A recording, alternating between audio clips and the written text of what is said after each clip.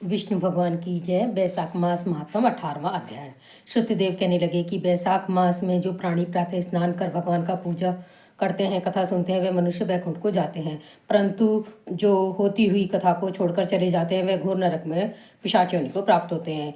यहाँ पर एक प्राचीन इतिहास है। प्राचीन काल में गोदावरी नदी के किनारे ब्रह्मेश्वर क्षेत्र में ब्रह्मनिष्ठ परमहंस दुर्वासा ऋषि के 2 शिष्य रहते थे। उनको कभी किसी से कोई इच्छा नहीं थी।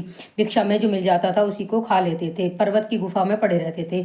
इन दोनों का नाम सत्यनिष्ठ और तपोनिष्ठ था। इनमें से सत्यनिष्ठ तो सदैव भगवान की कथा आदि सुनता, कथा सुने बिना कभी अंजल ग्रहण नहीं करता था। अपने घर पर भी कथा कहता और जिसके घर पर कथा हो रही होती वहां जाकर भी सुनता। कथा समाप्त हो जाने पर ही नित्य नियम करता।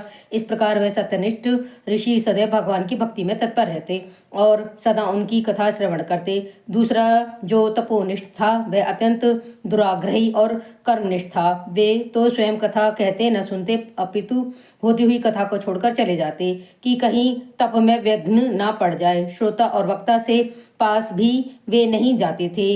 वे दुर्बुद्धि इसी प्रकार अपना समय व्यतीत करते हुए जब मृत्यु को प्राप्त हुए तो कथा के दुराग्रह से छिन्नकर्ण नाम पिशाच हुए। वह अपने किए हुए कर्मों को विचार करते हुए भूख प्यास से दुखी होकर इधर उधर भटकते फिरते थे। कदाचित वह सत्यनिष्ठ भ्रमण करते हुए आए।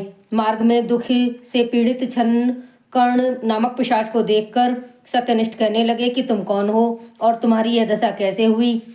वे कहने लगे कि हे प्रभु, मैं दुर्वासा ऋषि का शिष्य तपोनिष्ठ नाम वाला यति हूँ। अपनी दुर्बुद्धि के कारण महात्माओं से विष्णु कथा कर्मों के लोप हो जाने के भय से कभी कथा नहीं सुनी और न ही किसी को सुनाई। इस घोर कर्म से मेरी मृत्यु हुई और छिन्नकर्ण नाम का पिशाच होकर इस वन में दुखी होकर भटकता फिरता हूँ। आज हरि मुझ पर प्रसन्न है जो आपके दर्शन हुए। इस प्रकार कहकर वह सत्यनिष्ठ के चरणों में गिर पड़ा। सत्यनिष्ठ को उस पर बड़ी दया आई। उसने अपने दोनों हाथों से उसे उठा लिया और कथा का क्षण भर सुनने का फल उसको दे दिया, जिससे उसके सब पाप नष्ट हो गए। बैसाख मास महात्म 18वां अध्याय संपूर्ण। धन्यवाद।